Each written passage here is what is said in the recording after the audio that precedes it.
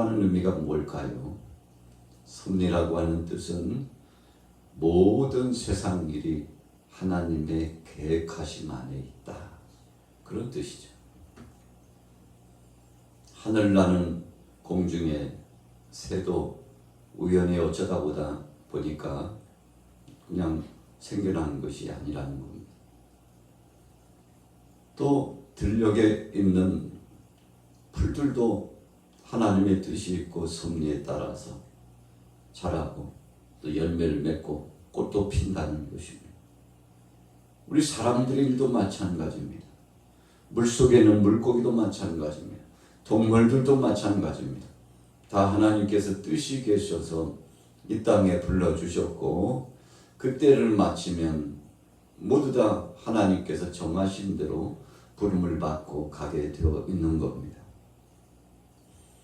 그래서 우주 만물의 모든 것에 대한 이치, 모든 것에 대한 시작과 과정과 끝은 하나님의 계획하심 안에, 하나님의 손길 안에, 하나님의 뜻 안에 있다는 것이죠.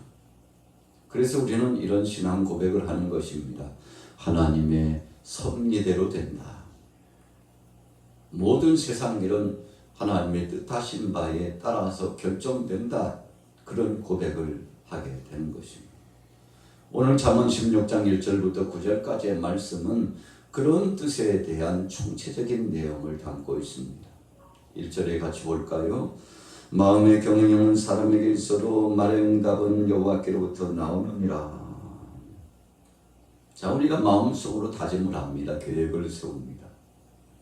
1년 계획을 세우고 10년 계획을 세우고 평생 우리 자신의 목적과 뜻과 계획안을 수립합니다.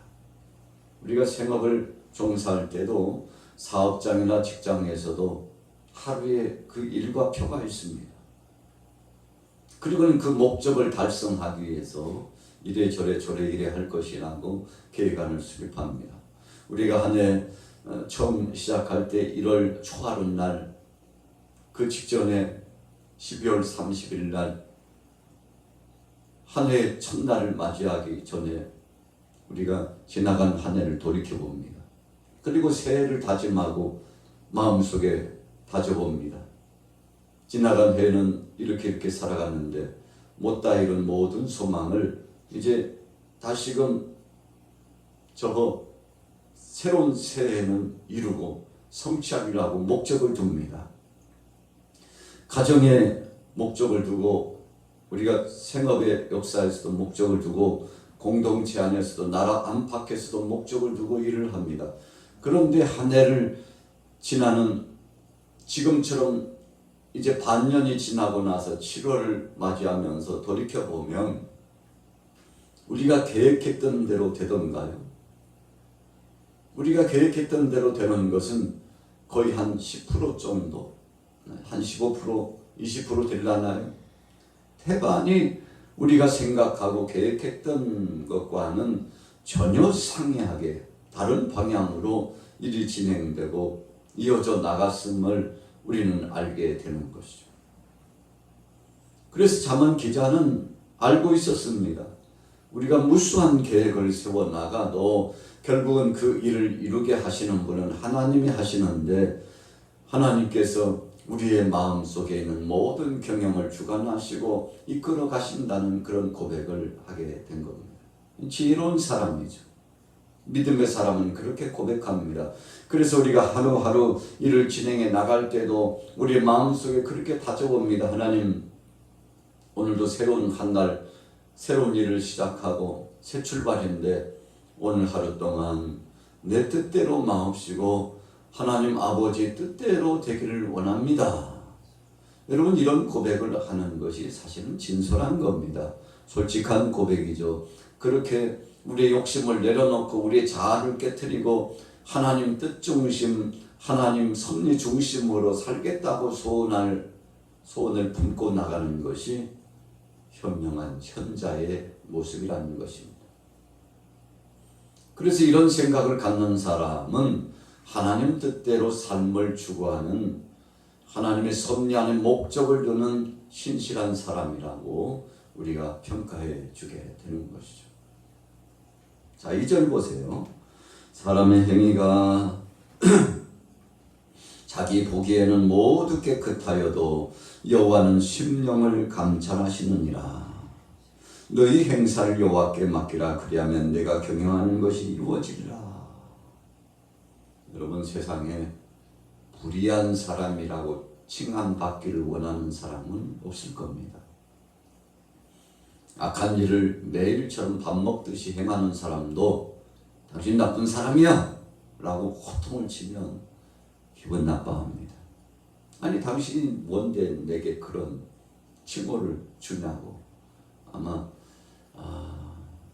상대를 죽일 듯이 그렇게 째려보고 그리고는 항거할 것입니다. 여러분, 누구든지 의로운 사람이 되기를 원하죠.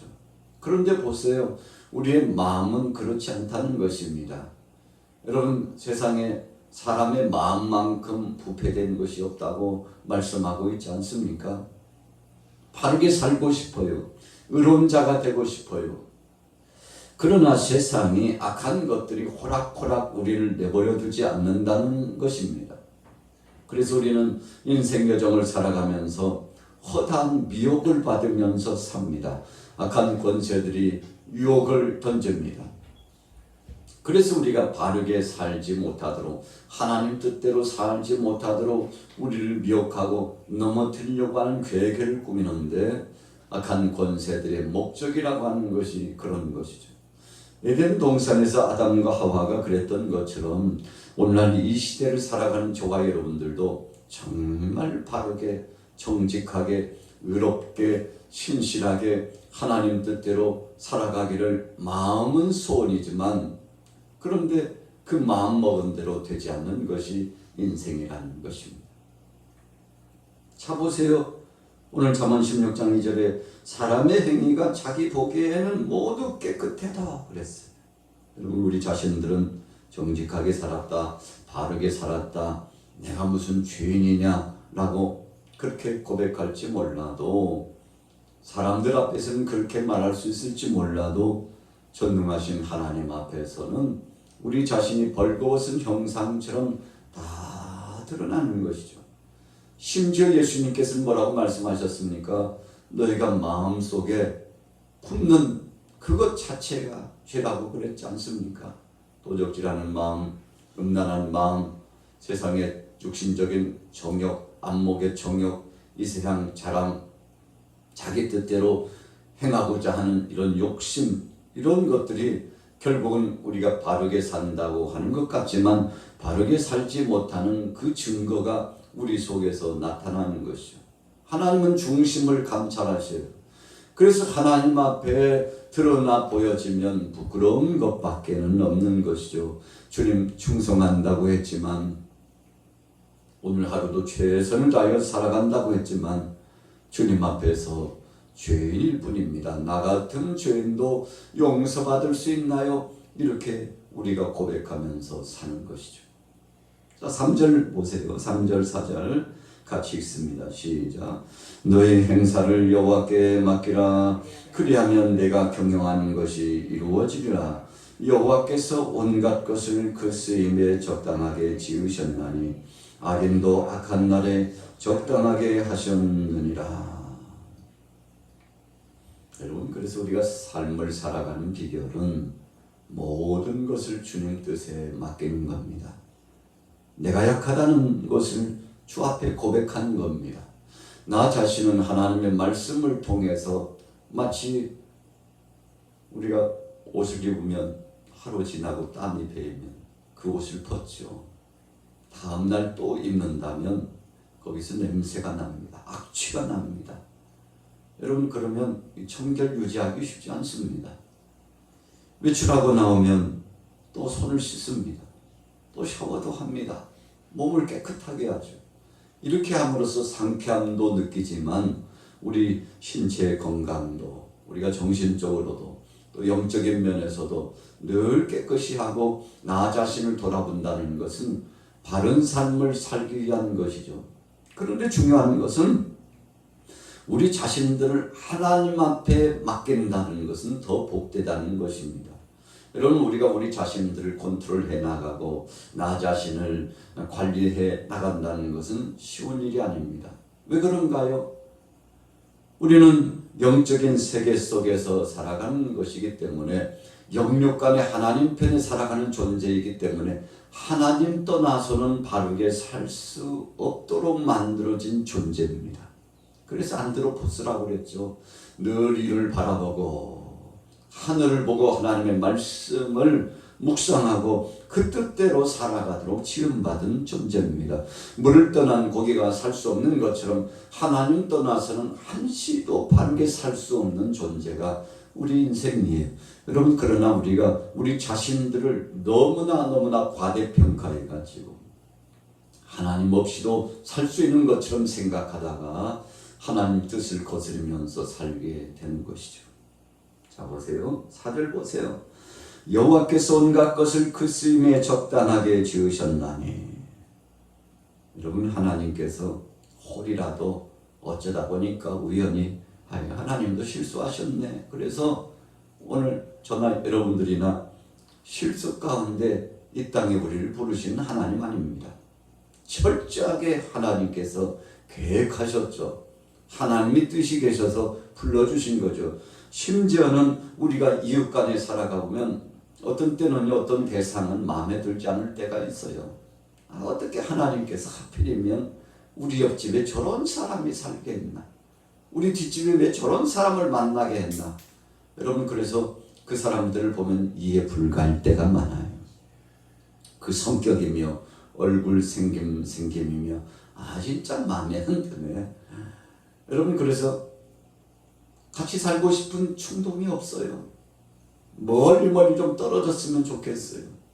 그런데 어느 날 그렇게 미워하고 그렇게 싫어했던 어떤 그 사람의 도움을 받을 때가 종종 있다는 거 아니겠습니까? 심지어는 이웃 간에 그렇게 별로 관계가 좋지 못해도요, 어둠의 길을 갈 때는 멀리 쫓아오는 분 보니까 외부인 이상한 사람인 줄 알았는데 가까이 보니까 바로 옆집, 바로 그 사람이에요. 여러분, 그런데 그 사람과 함께 동행하는 그 길이요, 평화로워요. 위로가 돼요. 왜 그렇습니까?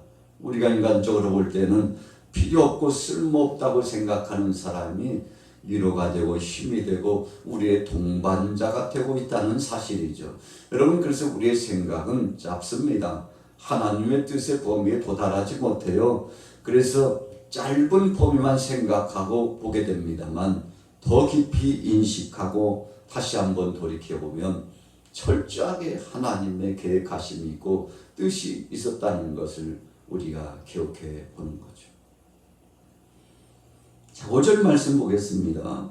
무른 마음이 교만한 자를 여호와께서 미워하시나니 피차가 손을 잡을지라도 벌을 면하지 못하리라.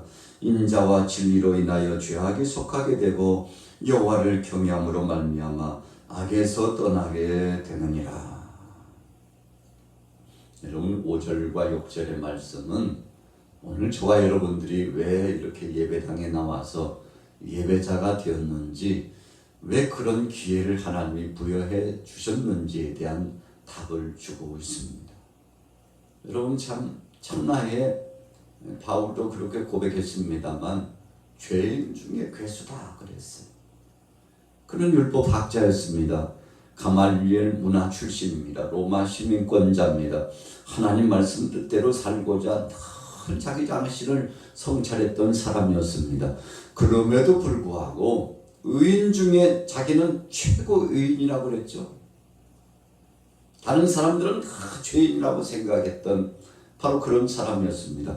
그런데 하나님 만나고 보니까, 성령님의 교통하심을 체험하고 나서 보니까 자기 자신이 죄인 중에 상죄인이요, 그 중에서도 우두머리 괴수였다는 것을 깨닫고는 주님, 나 같은 죄인도 구원받을 수 있나요? 생각하고 자기 자신을 돌이켜서 철저하게 회개했다는 거 아니겠습니까?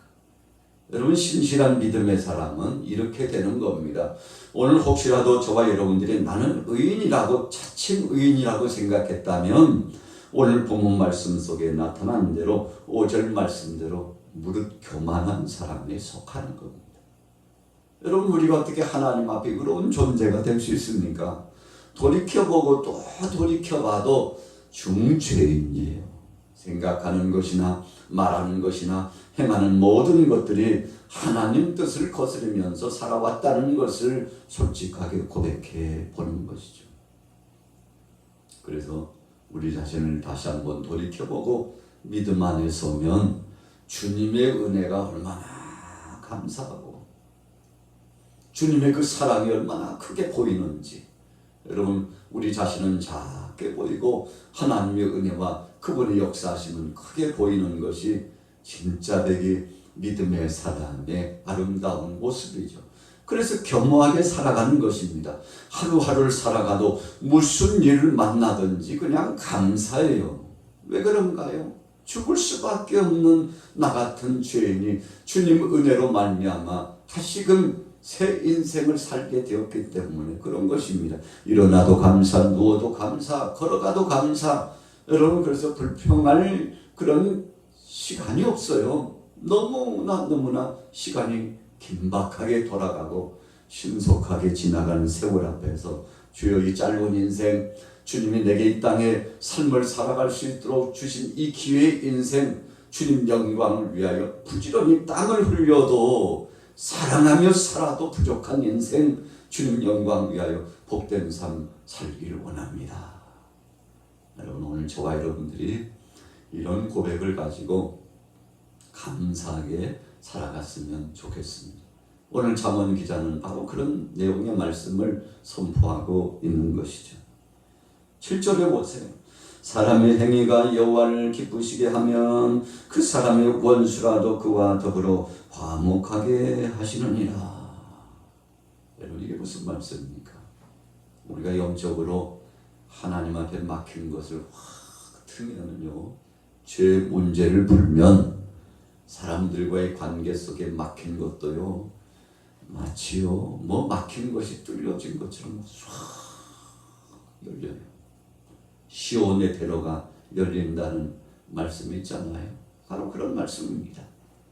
여러분, 우리가 하나님과의 영적인 관계, 하나님과 나 사이에 평화가 구축되고 은혜가 형성되고 성령님께서 이 속에 오셔가지고 머리에서부터 발끝까지 나 자신을 주장해 주시고 내 마음에 이 왕자의 주님이 임재하시고 성령으로 교통해 주시면 그것을 우리가 다른 말로 말하면 형통이라고 하는 겁니다. 우리가 성경 속에서 형통 믿음의 사람들, 의로운 사람은 다 형통의 복을 누렸는데 그 형통이라는 것은 먼저 하나님과 나 사이에 통했다는 것입니다. 여러분, 그래서 막힌 바가 없어요. 하나님이 나를 너무나도 잘 아셔서 나를 주관하시고 이끌어 가시는데 이끌어 가시는 그분의 편에 나 자신을 더 거리 맡겼어요. 맡기고 보니까 얼마나 자유롭고 평화로운지, 여러분, 우리가 근심하고 걱정하고 두려워하고 여러 가지 모양으로 짓누르는 공포감과 고통을 느끼는 것은 하나님 앞에 맡기지 못했기 때문에 그렇습니다. 우리 나이가 어머니 품에 있을 때가 가장 그 행복 지수가 높다고 그러지 않습니까? 그래서 어머니의 품을 떠나고 어머니의 젖을 먹던 그 품을 떠나면 그때부터 불안한 겁니다. 그래서 아이들은 어머니 태 속에 있었을 때 그 안식처, 평화로운 그 시간을 기억하고 바로 그 폼과 그 자세와 그 분위기로 돌아가면은 안락하고 평화로운 기쁘고 복된 시간을 보낸다고 그러지 않습니까? 그래서 어머니 태 속에 있었던 그 자세로 아이를 꼭 안아주고 모유를 수유시켜주면 그때만큼 평화로운 아이가 없다는 거죠. 여러분, 우리도 마찬가지입니다. 하나님 편에서 포근히 안긴 아이의 모습처럼 안겨서 주님 앞에 맡기고 살아가는 사람처럼 행복한 자는 없는데, 오늘 여러분들과 저가 주님 앞에 맡기는 자 되고 주님을 의지하는 자 되면 행복자가 될 줄로 믿습니다. 자, 결론입니다. 8절에요. 적은 소득이 공의를 겸하면 많은 소득이 불을 겸하는 것보다 나으니라. 사람이 마음으로 자기의 길을 계획할지라도 그의 걸음을 인도하시는 이는 여호와시니라. 여러분, 오늘도 하루를 살아가면서 이래저래 우리가 소득의 잔을 높이 올려서 아마 이 정도는 하루 소득이 있어야 행복이라고 할 수 있지, 만족할 수 있지. 우리 자신들이 기준이 있잖아요. 그러나 우리 기준은 참 그 욕심이 한도 없고 끝도 없습니다. 100을 채우면 만을 요구하고 만을 채우면 억을 요구하는 것이 우리 속의 욕심입니다. 그러나 우리가 주님 편에서 주님이 지금 주신 것도 감사하다고 생각하면요, 낮추려고 생각하면 한도 끝도 없이 낮춰지고 내려가는데, 여러분, 그래서 내려가는 삶을 살자 그렇게 말하지 않습니까? 올라가는 삶을 살려고 하면 우리의 영적인 세계는 저 높은 곳을 향하여 올라가야지만, 우리가 자족하면서 감사하는 삶의 세계는요, 계속 낮아지고 더 낮아지고 부서지고 더 부서지고, 찬양의 가사처럼 주여 아직도 덜 부서져 가지고 마치 물결이 파도가 부서지는 것처럼 더 부서지고 부서져서 주님이 원하시는 그 수준의 범위까지 도달하게 하시고 주님의 그 장성한 분량처럼 닮아갈 수 있도록 해달라고 소원하면, 여러분, 그때부터 성령님이 오셔서 도와주시는데, 오늘 잠언서 16장 1절에서 9절은 무슨 말씀을 주신 겁니까? 한마디로 일축하면 하나님 안에서 감사하느냐, 이런 뜻입니다. 오늘 하루도 모든 삶을 경영하시고 이루시는 하나님 앞에 맡기고 범사를 감사하시고 항상 기뻐하라, 쉬지 말고 기도하라, 범사에 감사하라, 이는 그리스도 예수 안에서 너희를 향하신 하나님의 뜻이니라. 여러분, 바울이 이 세 가지 삶의 철칙을 깨닫고는 하나님 앞에 영광 돌리면서 한평생 선교사로서 목회자로서 주님 영광 위해서 살든지 죽든지 나는 주님의 것이라고 살았더니, 여러분, 그는 행복한 사람이었습니다. 왜 행복한 사람입니까? 모든 일과 모든 것 중에 자족하는 비결을 배웠다고 그랬거든요. 여러분, 오늘도 행복하기를 원한다면 주님 앞에 맡기고 주님 손 꼭 붙잡고 가셔서 믿음으로 승리하기를 예수님의 이름으로 축원합니다.